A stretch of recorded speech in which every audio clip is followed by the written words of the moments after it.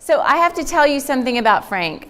So when he actually decided to come out and talk at NASA headquarters, I want to say he had like 60 or 70 slides. And I think maybe he might have had 30 minutes to talk. Can you imagine what we thought that he was going to talk about, like, I don't know, 60 or 70 slides? So we kind of panicked, but when we heard him talk, we had he just kept the thing moving the whole time, so you had no idea it was that many slides. So if you guys can help me give Frank Spencer a round of applause for volunteering his time to be here to talk to you. And then I'm going to run off with the judges to make sure that, things are good. Excellent. Thank you, Frank. And Carrie, you'll be happy to know tonight there's only one slide. Robin must have held you to that. One slide. Thank you. Excellent. So I'm so happy to be able to be here tonight and to speak with you guys while the companies are being judged. And let's just give them one more round of applause because they were pretty amazing, right? Yeah. So for the next few minutes, I'm going to speak to you about sort of what I do in my field, but more importantly, I want to take you in 15 minutes' time from an acorn to an oak tree. And I'll explain what that means in just a minute. But as Kira said, my name is Frank Spencer, and I have a firm here in Florida called Kedge. We also run a training program called the Future School, and we are here with our booth. And we're futurists. As a matter of fact, my business partner sitting in the front row down here, Vet Salvatico, she used to be the futurist at the Walt Disney Company. So she probably should be the one on the stage today. What we do basically is we help companies around the world, we help entrepreneurs, we help innovators to think about the future, but to take that future and to pull it back to today. Because thinking about the future and just leaving it as thinking about the future does nothing for us. We have to take action today. And that's what you heard a lot of our entrepreneurs talking about today. So I'm going to start with a story, I'm going to end with a story, and in between, I'm going to just show this slide that she's going to pull up for me in just a moment. So my story has to do with Kodak. Everybody's heard the Kodak story before. You've all heard different versions of why Kodak failed and the problems with Kodak. And don't worry, because Eastman's actually one of our clients, so I have the right to say this. But I'm going to tell you my version of the Kodak story, because it's an interesting aspect of that story. Does anybody remember in 1995, 96, there was a company on the internet called O-Photo? Does anybody remember O-Photo? Yeah, Jen, that's right. So this is the O-Photo story, because Kodak became very interested in this new company where you could take your digital camera and you could plug it up to your computer and you could download the pictures to O-Photo, right? It was great, man. It's the first time you could ever share your photos digitally. There was a little bit of a caveat, and Kodak was the one that was going to leverage that. So they said, hey, look, we're having problems selling paper, more paper, and that's sort of going by the wayside. And so what we're going to do is we're going to buy this company, O-Photo. It's amazing. You can share your photos, but we have a caveat. Unless you purchase the photos on a mug or on a piece of paper, they would put kiosks around at your local, Walgreens or CVS or whatever it was called back in the day, Eckerd's. Anybody remember Eckerd's? Or the grocery store? You got 90 days. You have 90 days to go print out your picture, or we're going to delete all the photos. Now, think about that in today's environment. Oh, and by the way, let me just tell you, and you might remember, they changed the name of O-Photo to the Kodak Sharing Gallery. Anybody remember that? The person who started O-Photo in 95 on the internet, remember AOL? Went on to help found Instagram. Now, Kodak had a saying, and it was, share the memories. So we need to remember what is inside the acorn of what we're doing. And we have to be able to see how it can become more than just an acorn. I tell this to my clients all the time. Your goal as an entrepreneur, as an innovator, as a company is not to go, oh my God, we've got an acorn and it's amazing. And the result should be 2 billion acorns.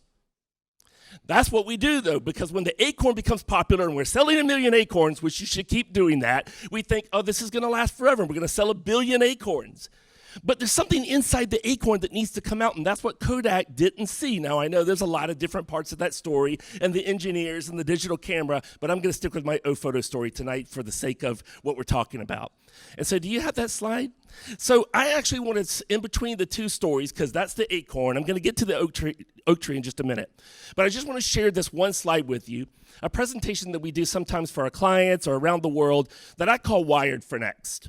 And it's basically, and I'm going to do this really quick. I usually take a long time to do this, but I'm showing 8 high-level changes or patterns of change or emerging patterns of change, emerging issues that are coming about that are impacting innovation, human development, city development, etc. And so you'll see some of these up here. I'm just going to go through them sort of at a high level. You have things like neuro. I gave each one of these a singular name. Neuro, all about neuroscience and neuroceuticals and what we're doing to really tap into brain power and how that's changing things. I heard some of the entrepreneurs up here tonight and the different companies talking about how we're tapping into that brain power and using it for a lot of different things. So there's a lot of change going on with that. And there's a point to all of this in just a moment, and I'm going to get to it. You've got things like space exploration. Obviously, we're at NASA tonight. So terraforming and, space mining on asteroids and all of the great stuff that you guys have talked about tonight, which was blowing my mind. Fantastic stuff. And so that's another big area that's really emerging that we're going to see really change human potential going forward. How about something like the micro environment? So rather than going out to this macro world that we're all looking at, we're really making things smaller and more nano, and we're getting down, as small as we possibly can go. And this is impacting and affecting not only science pieces, but the way humans are wanting to live, and a smaller footprint and smaller houses and the way that we actually live within cities. And then you do have cities moving away from just having smart cities and a lot of smart technology in cities to the city as a living entity. This is the holoptic city. Are we creating cities like we used to, that we wake up every morning and go out to serve the city and run us like a machine? Or are we going to create cities that serve us? And that's that holoptic or living city, the fly eye city that we can see all. Another area that I really want to touch on just briefly here, and you can see the rest of them up here with a lot of trends on them. I'd be glad to give the slide to you, is this idea of post-humanism. So everybody's heard post-humanism, and a lot of us don't understand what it really means, and it can sound like a really strange word. But so many people are writing on this idea today that in 10, 15, 20, 30 more years, a short period of time, even now really, what we mean by human is being redefined. We're redefining what it means to be human in terms of digital values, in terms of the way we dwell within cities, in terms of our social media, in terms of this digital connectivity, in terms of all the technology you talked about, is changing the essence of the definition of what it means to be human. And so that's a really powerful point to be seen in this Wired for Next piece, and something that I want to have bleed into my last piece of the story, which is moving from an acorn to an oak tree.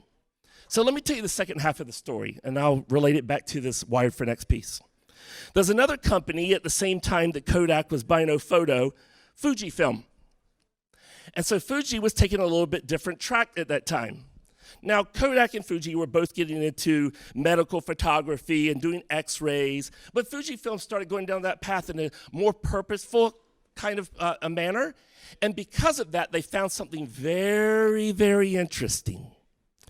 They actually found that the science at the cellular level, and remember, of course, we all know this now, but this was discovery for them back then. The science at the cellular level, the same science they were using for film, is the same science that could be used for regenerative medicine at the cellular level. So this is not Fujifilm saying, oh, film sales are down and paper sales are down like Kodak, and trying to find a way to get you to buy, the pictures and get you to print your face on a mug, but rather saying, what is inside of the acorn that we can expose that is in our DNA? We're not becoming a mop sale company. We're doing something that's already inside of our DNA. Now, that's a cool story because a lot of people don't realize this, but today Fujifilm is one of the top 3 regenerative medicine companies in the world. But we still think of Fujifilm as selling film. And so if we find out what's inside of our DNA, We're going to stop selling 1 billion acorns, and we're going to find our oak tree. And in the futures field, I'm going to give you some big fancy words, but I'll boil it down for you. We call that moving from epistemological uncertainty, I'll write it down for you later, to ontological unpredictability. What does that mean? It means moving away from this thought of the future is going to be if I could just gather more data. I don't know enough yet. And if I learn more, if I learn enough, I'll be able to understand what's emerging and what's coming and what the future is going to look like. But these things that I'm showing you right here, this Wired for Next chart, all about terraforming and post-humanism and the micro and sobotics and on, the nature of the future is changing. And that's what ontological unpredictability is. We're not living in a time anymore when you can say, if I just have enough data, if I have enough understanding about all of these trends that are coming together, 1 + 1 will equal 2, and I will know what it leads to. We have to be smarter than that in this environment of volatility, uncertainty, complexity that's exponential, and ambiguity. We have to understand how to move from this idea that we can control the future to actually creating the future.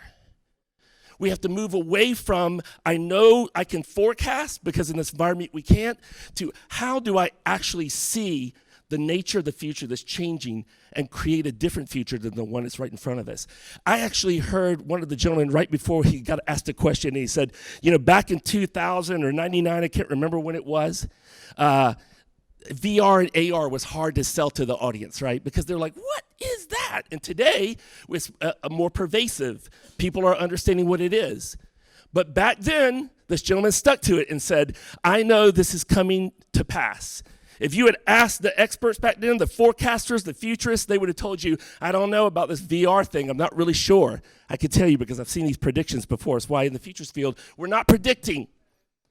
We're talking about mapping the future, multiple possibilities of the future. And how do you take all of those multiple possibilities, pull them back to a multifaceted strategy, multifaceted innovation, and understand the changing nature of what's in front of us? So we have to move from trying to see the future as an acorn, oh, this is where robotics is going, and there'll be a lot more robots, to understanding that the nature of robotics will change what it means to be human.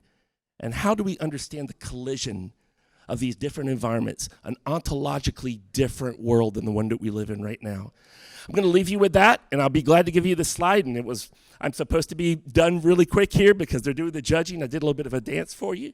Hope you enjoyed it, and I'll be glad to answer any questions for you. Thank you for having me tonight.